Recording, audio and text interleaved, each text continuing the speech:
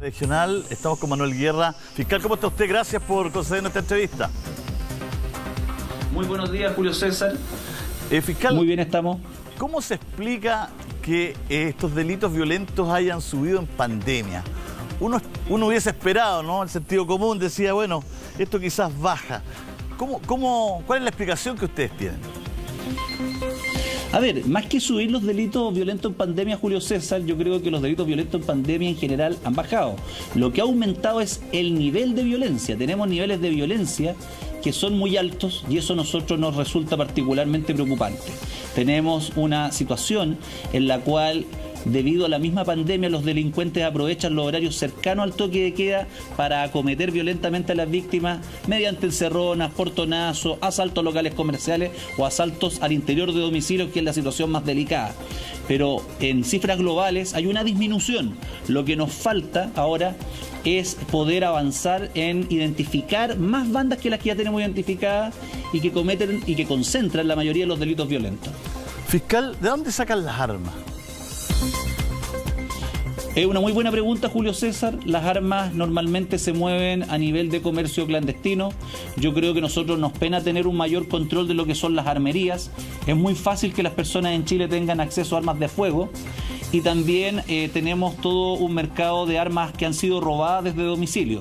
Así que hay distintas formas de aprovisionarse de armas y por lo que hemos visto inclusive llegan armas desde el extranjero en ocasiones y que se transan por droga o que se transan por dinero. Ahí hay todo un tema por avanzar todavía respecto de lo que podríamos llamar el tráfico de armas como una situación especialmente compleja, delicada, y en la cual nos falta todavía modernizar la institucionalidad a fin de tener un control más exhaustivo y yo creo que elevar los requisitos para que las personas tengan armas. ¿Es fácil importar una arma en Chile? Por regla general no, para una persona particular no es fácil, pero para las armerías sí. Es un proceso relativamente sencillo y el control sobre la armería respecto del destino que tienen las armas no es el más adecuado. Y tenemos personas que a veces cometen delitos y que la encontramos con 4 o 5 armas. Son detenidos con 5 o 6 armas en su poder y que la adquirieron legítimamente. Paralelamente tenemos otra situación que nos ha llamado la atención, que son armas no hechizas. No es la arma hechiza típica, sino que son armas de fuego que se caracterizan porque son réplicas de armas originales. Es decir, estamos hablando de personas que conocen, armeros por ejemplo, conocen cómo se fabrica un arma y a partir de partes y piezas genera un arma nueva similar a una UCI, similar a otro tipo de arma, y ese es un tema que también estamos nosotros abordando con un proyecto especial que estamos trabajando en toda la región metropolitana, todas las fiscalías de la zona metropolitana y particularmente en nuestro caso lo concentramos en la Fiscalía de Peñalolén, Macul, porque es donde tenemos mayor incidencia del uso de armas de fuego en los delitos. El otro día leía la cantidad de armas que se le pierden a carabineros, también militares, también a PDI. ¿Cómo se evalúa eso por parte de Fiscalía de ustedes? ¿Cómo es esa situación? A ver, es un tema sin duda delicado. Yo creo que las instituciones deben tener un control lo más exhaustivo posible respecto del armamento que poseen sus funcionarios. Hay protocolos que son bastante serios, diría yo, en esa materia. No obstante aquello, hemos tenido situaciones en las cuales nos encontramos con armas que pertenecieron a funcionarios policiales o que pertenecieron a militares, y yo creo que el llamado a las instituciones derechamente a aumentar los controles, a tener mayor tecnología para el control del uso de armas, porque una cosa es que los delincuentes se provean de armas en el mercado ilícito, informal, comprándosela a otros delincuentes o robando armas, pero una cosa muy distinta es que adquieran armas que estaban en poder de las instituciones policiales. Eso es delicado y yo diría que es impresentable, no puede ocurrir. ¿Y ustedes pueden meter mano ahí o no? ¿Pedir oficio? A ver, cuando hay... Nosotros en el registro no, porque no es nuestro trabajo preventivo, pero sí podemos meter mano en el sentido de iniciar investigaciones. Nosotros tenemos algunas investigaciones que yo no puedo revelar el detalle, que nos dan cuenta de la posible intervención de personas que trabajaron en su momento en instituciones armadas y que poseen armas o que tienen fácil acceso a armas y que luego las venden a terceros que después las utilizan en la delincuencia. Estamos hablando de un mercado informal, no del mercado formal que es el de la armería. Cuando uno ve, fiscal, llama mucho la atención porque nosotros hacemos reportaje y uno ve, por ejemplo, funerales narcos. O escucha, porque nos mandan los mismos televidentes que llegó droga en Estación Central, veíamos estipan, fuegos artificiales, las poblaciones, todo. ¿De dónde son esas armas? ¿Cómo lo detectan ustedes? ¿Dónde compran esos fuegos artificiales? Hay gente que quiere tirar fuegos artificiales en su matrimonio y tiene que pedir como 5 permisos. Tiene que ir hasta alguien a revisar dónde, todo. ¿Cómo lo hacen? ¿Dónde adquieren? ¿Ustedes hacen ese seguimiento o precisamente ese tipo de seguimientos son los que los ayudan a detectar las bandas? A ver, en el tema de los fuegos artificiales yo quiero dejar en claro algo.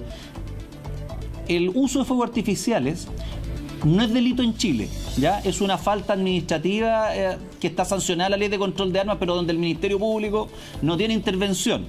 De hecho, hay un proyecto de ley que entiendo que se discute en el Congreso, que ha sido fuertemente impulsado por nuestra alcaldesa de Peñalolén, Carolina Leitao, y que apunta precisamente a incluir dentro de lo prohibido y de lo sancionado penalmente el que particulares puedan poseer o usar fuegos artificiales, y me parece muy bien que así sea. Ahora, nosotros a partir de investigaciones de tráfico de droga, lo que hemos podido detectar es que estas personas se proveen de estos fuegos artificiales de manera, por decirlo de algún modo, contrabandeada. Es decir, la compran sin factura, sin boleta, a personas que sí a lo mejor las importaron desde el extranjero legalmente. Y ahí lo que nosotros hemos propuesto y que el gobierno ha recogido es la necesaria intervención del Servicio Nacional de Aduanas, porque ellos tienen el registro de todas las importaciones que legítimamente se hacen, y por lo tanto después quien tiene esos fuegos artificiales tiene que tener esas existencias o tiene que tener documentadas las ventas. Cuando eso no ocurre y por lo tanto importó 100, tiene ventas por 30 y debiera tener 70 pero tiene 10, ese faltante de inventario constituye un delito de contrabando y el Servicio Nacional de Aduanas debe denunciarlo. Por lo tanto, lo que nosotros hemos propuesto es que el Servicio Nacional de Aduanas se involucre mucho más directamente en el control de la importación del fuego artificial a efectos de poder determinar quiénes podrían estar suministrando los fuegos artificiales a traficantes que van a suministrarlo de manera clandestina, que se va a pagar con dinero en efectivo, donde usted no va a encontrar ninguna factura ni ninguna boleta que lo ampare. ¿Y esto ocurre hace tantos años? ¿No vamos un poco lento en eso? Va muy lento, como va lento muchas situaciones en el Estado de Chile, Julio César. Yo lo decía en la nota que ustedes proyectaron. Creo que nosotros tenemos como Estado una deuda con los ciudadanos en el sentido de diseñar una política de Estado integral de prevención y de persecución de los delitos que debe recoger aspectos como este de los fuegos artificiales, pero que debe recoger la cadena completa desde que se trata de evitar que los menores ingresen a cometer delitos. Y eso pasa por trabajar la deserción escolar, pasa por trabajar lo que es el consumo problemático de droga, en especial la pasta base.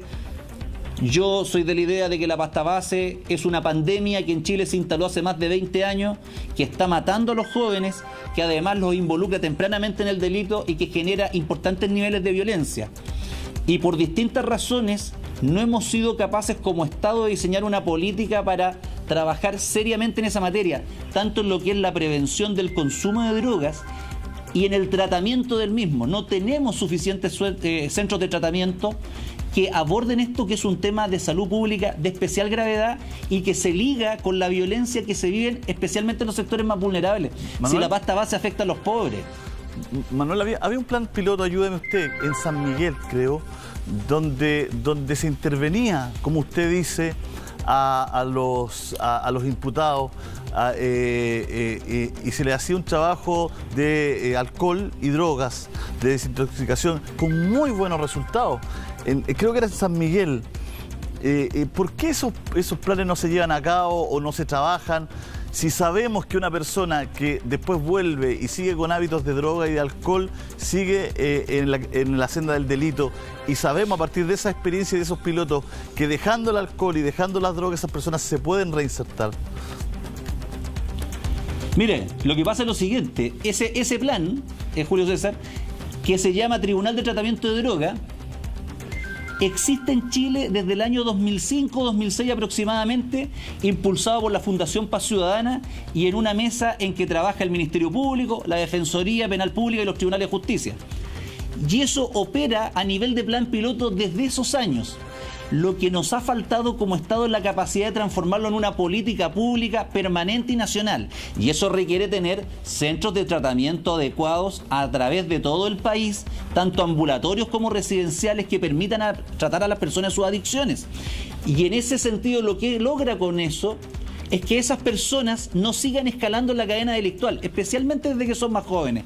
Entonces, ahí donde yo digo que falta la política de Estado, porque se le da un pequeño impulso a nivel de plan piloto, son experiencias exitosas, esto se ha mostrado a nivel internacional por parte de Chile, pero ha faltado la decisión política que tiene que tomar el Ejecutivo con acuerdo del Parlamento para, por una parte, decidir generar tribunales de tratamiento de droga para todo el país, pero además destinar los recursos a nivel de tratamiento y control de salud pública que permitan la reinserción de esta gente. De lo contrario, nos quedamos llenos de puros planes pilotos. Somos especialistas en Chile con los planes pilotos.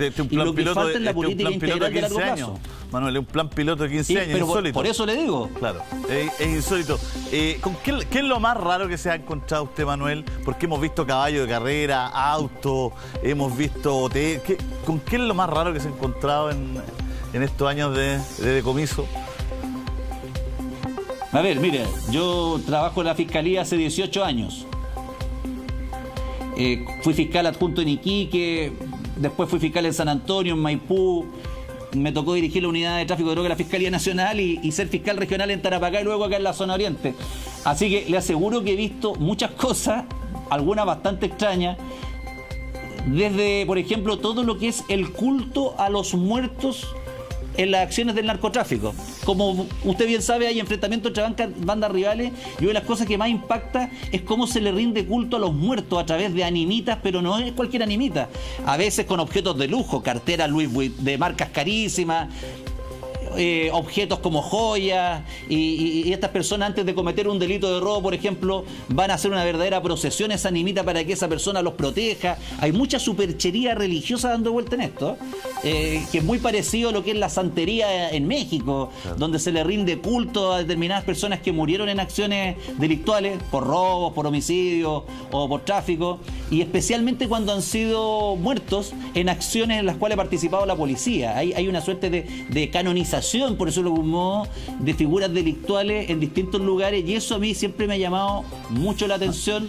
Y lo otro que me llama la atención es ver el alto poder de fuego, Julio César, cada vez más armas largas como las AK-47, alguna M16 o su ametralladora UCI. Y los lujos, fiscal, me imagino que ha visto una cantidad, se ve más lujo en el narco, ¿no es cierto?, que en cualquier fiesta de animadores, ¿no? Son las 11:02 y también le voy a mostrar un laboratorio. Tenemos imágenes exclusivas de un laboratorio Made in Chile, para que lo veamos y lo vayamos desmenuzando ahí. Panquequito, por supuesto, en algunos alfajores, delicioso. Prefiere manjar daily, dulce, delicioso, sano, y también los postres daily, que son exquisitos. Y lo que tengo acá, pues, mi tazón con Lipton. Conectémonos a la distancia con té Lipton. Todos los días nos acompaña y nos conectamos junto a ustedes. Té Lipton, aquí estamos. Delicioso mi té Lipton. Y estamos con el fiscal regional Manuel Guerra, conversando precisamente de varios temas de interés. Fiscal, le dejaba planteado el tema de los lujos, muchos caen por los lujos, ¿no, fiscal? La compra de autos, ¿no es cierto?, de alta gama, y tener tanto. El otro día veíamos la nota de Stepan y Paulina del el narco concejal del norte, que estaba muy preocupado porque tenía muchas camionetas del año. No, decía, me va a venir Contraloría, tengo muchas camionetas del año. Por ahí ustedes trabajan también, ¿no? ¿Se ve mucho auto de lujo? Uno de los elementos, Julio César, que uno observa normalmente en el traficante chileno es la propensión al lujo, y particularmente en los vehículos de alta gama.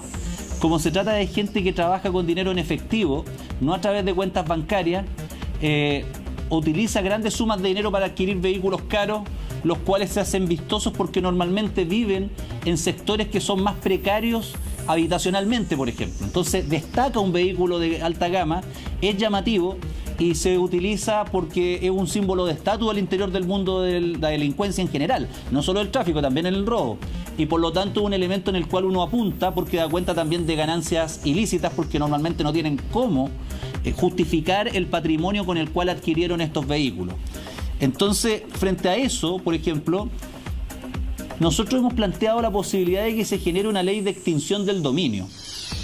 Eso significa que cuando la persona no puede acreditar el origen lícito de sus bienes, que muchas veces son cuantiosos, derechamente el Estado proceda a poder incautarlo y que caigan en comiso, sin necesidad de acreditar necesariamente un delito de lavado de dinero, sino que sea la consecuencia cuando usted encuentra patrimonios que no tienen justificación, cuando hay un enriquecimiento que claramente no está declarado ante el Servicio de Impuestos Internos, y en ese sentido eso serviría también para generar recursos adicionales para las investigaciones, particularmente para las policías, a fin de que tengan más medios tecnológicos que les permitan desarrollar de mejor forma su trabajo. Pero se hablaba de porque antiguamente los autos quedaban ahí, ¿no es cierto? Hoy día parece que eso ya se mejoró de cierta forma, ¿o no? Sí, se incautan. Se incautan, claro. Y nosotros, de hecho, pedimos la enajenación temprana, que se vende el auto y que el producto de la venta va a un fondo especial del Ministerio del Interior que sirve para la prevención del consumo de drogas, especialmente a través de Senda, que es el organismo que depende del Ministerio del Interior y que se hace cargo de lo que es la prevención del consumo de droga en Chile. Fiscal, y mucha cartera, mucha ropa cara, mucha zapatilla de marca, mucho cinturón, mucha cirugía plástica. Nos encontramos con eso en el tráfico y en el robo, ojo.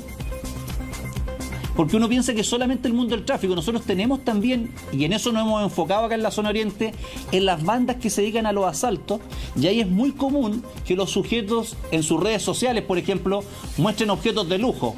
Carteras robadas, vestidos robados, joyas que han sido robadas o que han adquirido con el producto de los bienes que lograron tener, y esa propensión al lujo es muy común en el mundo del robo, del asaltante, y en el mundo del tráfico. Por lo que le digo, esto da estatus, da un estatus dentro del mundo delictual. Ahí también hay categorizaciones que se establecen en el mundo de la delincuencia, y una de las formas de destacarse es mostrar recursos, y el otro tema es mostrar armas de fuego, que muchas veces son armas enchuladas, que llamamos nosotros, pistolas que son bañadas en oro, que tienen determinadas características, lo cual además a nosotros nos sirve para poder enfocarnos, porque esos elementos son vistosos y porque a veces las víctimas ven un arma de una determinada característica, o un aro de determinada característica, o una cadena de determinada característica, y eso nos sirve para apuntar bien las investigaciones y lograr obtener mayores detenciones y mayores resultados investigativos. Manuel, déjeme, por favor, a lo mejor la pregunta es muy tonta, pero no tengo idea. ¿No tiene una orden, por ejemplo, una automotora de vehículos de alta gama, de llamar a Fiscalía o de llamar a alguien si va alguien con 110 millones de pesos en un maletín a comprarle un auto? La verdad es que, nosotros tenemos en Chile normas antilavado que son decretadas por la Unidad de Análisis Financiero. Esas normas establecen sujetos obligados, es decir, personas o entidades que están obligadas a reportar operaciones sospechosas, y esas operaciones sospechosas muchas veces tienen que ver con dinero en efectivo. El ejemplo más claro de eso, que son los bancos, permitió, por ejemplo, descubrir el fraude al interior de Carabineros. Lógico, en Punta Arenas. A partir de que una transacción, ¿no es cierto?, en un banco por 300 millones de pesos efectuada por un carabinero, y en un banco un cajero reportó, porque tiene la obligación de reportar.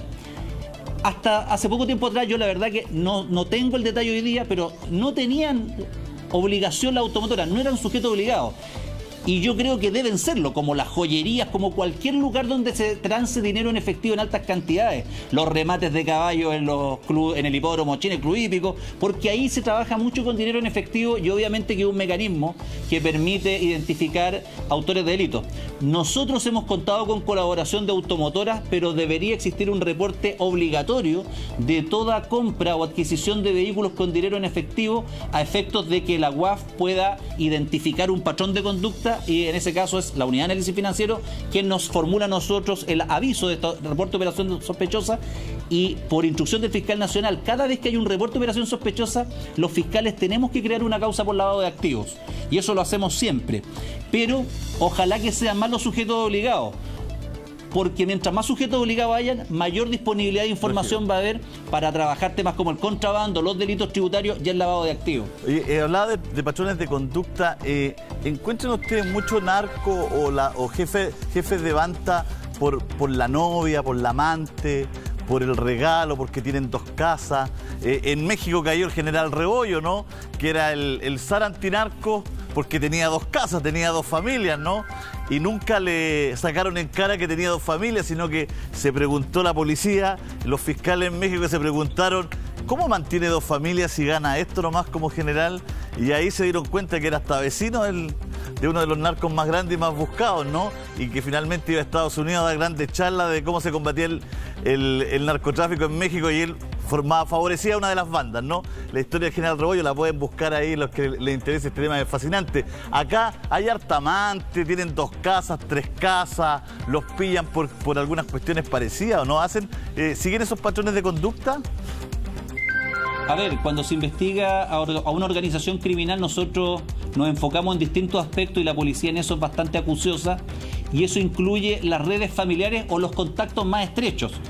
Y eso normalmente se hace a través de los teléfonos, de las aplicaciones informáticas que al día de hoy existen, y eso permite identificar que a veces efectivamente tienen más de una casa, tienen más de una familia, y obviamente que son elementos indiciarios que permiten dar cuenta de que hay un nivel de vida que no se justifica con el patrimonio que lícitamente tienen. Así que esa figura que usted describe respecto al general mexicano, nosotros la hemos visto en el mundo del tráfico, en el mundo de los robos, debido a esta necesidad de destacarse o de hacerse notar, y que se traduce en una mayor propensión al lujo.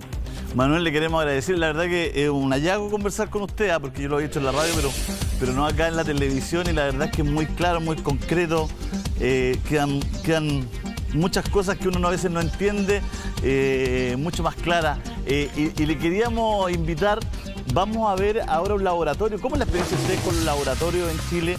Porque siempre se habla de que se trae droga, pero ya tener laboratorio acá es una historia nueva, ¿no? A ver, es una historia relativamente nueva, ya lleva algunos años, debido a que nosotros no somos un país productor, por eso lo como no tenemos plantaciones de coca, digamos, no tenemos eso. La coca llega de afuera, pero se han ido descubriendo laboratorios para transformar o para aumentar droga esencialmente.